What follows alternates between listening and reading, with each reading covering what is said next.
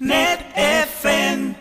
චන්දි මහත්තයෝ මේක දුරකථන ඇමතුම් සෑහෙනවනේ දරාර හොඳයි අපේ රට ගැන තියෙන උනන්දු උනන්දු හොඳයි මේ හැම දෙනාම අහන්නේ කොහොමද අපි අර වැඩේට දායක වෙන්නේ කියලා. ඔව් ඒ චන්දි මහත්තයා කියන්නකෝ. ඔව් ඒකේ තියෙනවා මේ සංචාරයේ නඩේ ගුරා කියලා නේද? ඔව් Facebook එක. ඔව් අපේ සංචාර Facebook එක. ඔව් ඒක හැබැයි sun SUN එන්න ඕනේ.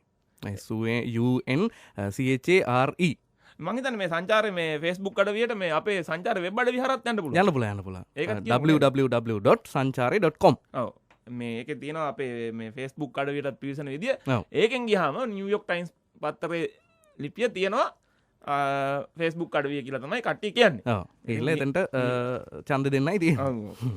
මේ ඉතින් අපි බලමු මේ ඡන්ද ගැන කියනකොට දැන් ඒකට ඡන්ද තමයි නේ. නැත්තම් අද තැපයි ඡන්ද තියෙනවනේ. ෆොන්සේකාට එරෙහිව දූෂණ චෝදනා සාක්ෂි සහිත ඔප්පු කළා එස්.පී. දිසානායක මහත්තයා එජාපේ හිටපු ජාතික සංවිධායකතුමා කියලා දින දිනම්න පත්තරේට එතුමා කියනවා මේ මෙහෙම කාරණයක් මේ එතුමගෙන් අහනවා 2001 දී ඔබ ශ්‍රී ලංකා නිදහස් පක්ෂය හැරයද්දී කිව්වේ ශ්‍රී ලංකා නිදහස් පක්ෂයේ ආර්ථික ප්‍රතිපත්ති ප්‍රජාතන්ත්‍රවාදයේ නොමැතිකම යන කාරණා නිසා ශ්‍රී ලංකා නිදහස් පක්ෂය අතහැර එජාපයට එක් වූ බවයි. ඔබ අද යලිත් එජාපය අතහැර ශ්‍රී ලංකා නිදහස් පක්ෂයට සම්බන්ධ වී සිටිනවා. ඔබගේ මේ තීරණයට බලපෑවේ මොන වගේ කරුණුද? කියනවා මම ඇතුළු පිරිසක් ශ්‍රී ලංකා නිදහස් පක්ෂය අතහැර එජාපයට සම්බන්ධ වුණේ එදා ශ්‍රී ලංකා නිදහස් පක්ෂයේ සිටින නායකයාගේ ප්‍රජාතන්ත්‍රවාදී ඒකාධිපති නායකත්වයට විරුද්ධවයි. ඒත් අද වෙද්දී ශ්‍රී ලංකා නිදහස් පක්ෂය තුළ තිබූ එම ස්වභාවය සම්පූර්ණයෙන්ම වෙනස් වෙලා තියෙන්නේ. මහින්ද රාජපක්ෂ ජනාධිපතිතුමා ශ්‍රී ලංකා නිදහස් පක්ෂය තුළ ප්‍රජාතන්ත්‍රවාදය සාමූහිකත්වය යලිත් ඇති කරලා තියෙනවා. ඒ විතරක් නෙමෙයි විවිධ දුෂ්කරතා මැද පවා රටේ ආර්ථිකය ඉහළ නැංවීමට වැඩ කටයුතු රාශියක් සිදු කරලා තියෙනවා. ඒ නිසා 2001ට වඩා ශ්‍රී ලංකා නිදහස් පක්ෂය තුළ විශාල පරිවර්තනයක් සිදු වෙලා තියෙනවා කියලා මේ එස්.බී. දිසානායක මහත්තයා අද දිනවන පත්තරයට කියලා තියෙනවා. ඒක මෙතුමගෙන් අහනවා එක්සත් ජාතික පක්ෂයේ මහලේකම්වරයා පවසන සරත් ඒකනායක මහතාව මධ්‍යම පළාත් මැතිවරණයේදී පරාජය කිරීමට බැරි වූ එස්.පී. දිසානායකට විශ්‍රාමික ෆොන්සේකා පරාජය කිරීමට බැහැ කියලා. එතකොට කියනවා එදා මධ්‍යම පළාත් සභා ඡන්දයේ තිබුණේ විශේෂ දේශපාලන තත්ත්වයක් යටතේ. එදා කිල්නෝච්චේ ජයගැනීමෙන් පසු තමයි මධ්‍යම පළාතේ ඡන්දය තිබුණේ. එතෙන් තමයි මධ්‍යම පළාත් සභා මැතිවරණය තිබුණේ. එහෙම අවාස්ථාවක දේශපාලන වාතාවරණයකදී පවා මධ්‍යම පළාත් සභාවේ එජාප ඡන්ද පදනම ආරක්ෂා කරගන්න මට පුළුවන් වුණා. එදා වයඹ හොදලා යද්දී මධ්‍යම පළාත තුළ එජාප ඡන්ද පදනම ආරක්ෂා කරගන්න පුළුවන්කම ලැබුණා. එහෙම වෙලාවක එජාපේ පදනම ආරක්ෂා කරගන්නට ලැබුණේ මගේ හැකියාව නිසා කියලා මට විශ්වාසයි. මට මෙවර ජනාධිපතිතුමාගේ මැතිවරණ ව්‍යාපාරයට සහයෝගය ලබා දීලා එතුමාගේ ජයග්‍රහණය සඳහා කරන්න පුළුවන් උපරිම සේවය සිදු කරනවා කියලා මේ එස්.බී. දිසානායක මහත්තයා දිනමින පත්තරයට කියලා තියෙනවා. ඊළඟට සුනන්ද බන්දුක් බණ්ඩාර මහත්තයා කැලණි විශ්වවිද්‍යාලයේ සමාජ විද්‍යාපීඨයේ පීඨාධිපති සහ ආර්ථික විද්‍යා අධ්‍යයන අංශයේ මහාචාර්ය සුනන්ද බන්දුක් බණ්ඩාර මහත්තයා මෙහෙම කතාවක් කියනවා. දේශීය කර්මාන්තය අනාරක්ෂිතද? කියලා තමයි අහලා තියෙන්නේ. ශ්‍රී ලංකාවේ කුෂ්කාර්මික අංශය ඉතා කෙටි කාලකින් වාණිජකරණයට ලක් කළ හැකි අංශයක් නොවේ. අනෙක් අතට ශ්‍රම වෙළඳපොළට පිවිසෙන සෑම අයෙකුටම රැකියා අවස්ථා සැපීමට ආර්ථිකයට හැකියාවක් නැත.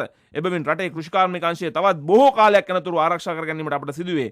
අද පවත්නා කුඩා ඉඩම් හිමි කෘෂිකාර්මික ක්‍රමයේ හේතුවෙන් මේ රටේ සේවා යුක්තිය පිළිබඳ ගැටලුවට විසඳුම් සෙවීම සඳහා සැලකිය යුතු මට්ටමකින් දායක වීමට කෘෂිකාර්මික අංශයට හැකි වී තිබේ. කියලා තියෙනවා. net fm නම් ඒකට දායක වෙලා තියෙනවා. සූරගොවියා වැඩසටහන හරහා නේද?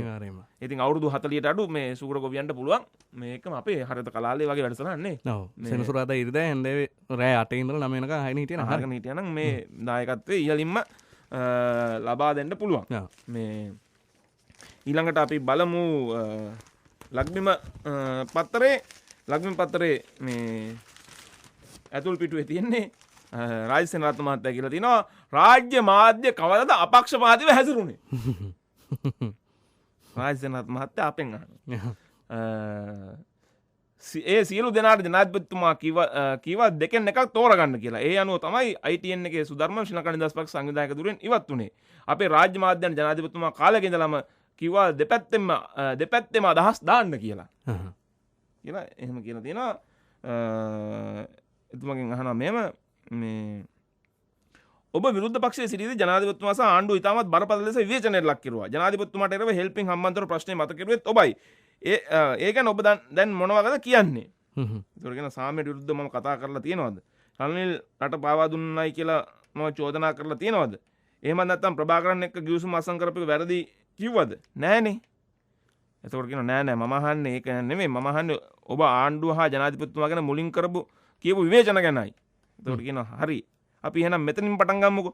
මම තමයි ජනාධිපතිතුමාට විරුද්ධව හෙල්පින් හම්බන්තොට ගැන මුලින්ම පුවත්පත් සාකච්ඡාවක් පැවැත්වුවේ. ඊට පස්සේ දවසක මට මහින්ද රාජපක්ෂ මහත්තයා නාලන්දේ උත්සවයකදී හමු වෙලා ඒක ඇහුවම මම කිව්වා මට තමයි මේ කාරණා ගැන කතා කරන්න බාර දෙ තියෙන්නේ. ඒ නිසා මම ඒක කෙරුවයි කියලා. ඒ වගේම එතුමත් කිව්වා ඔව් මට දැනගන්න ලැබුණා එදා රාජිත කරපු කතාව වෙනදට වඩා හුඟක් වෙනස් කියලා. මොකද චන්ද්‍රිකාට හරි වෙනත් ඇමතිවරයෙකුට හරි විරුද්ධව මේ චෝදනා එල්ල වුණා නම් එයා ඉවර කරලයි මම පස්ස බලන්නේ. ඒත් එදා මාධ්‍ය හැමදේ මම කිව්වේ මෙන්න මේවා තමයි අපිට ලැබුණු තොරතුරු. හැබැයි අගමැති මහින්ද රාජපක්ෂ මහතාට තවමත් ඉඩකඩ තියෙනවා මේ කරුණු නිවැරදි කරගන්න කියලා. ඒ මොකද මම මහින්දලා ගැන හොඳට දන්නවා.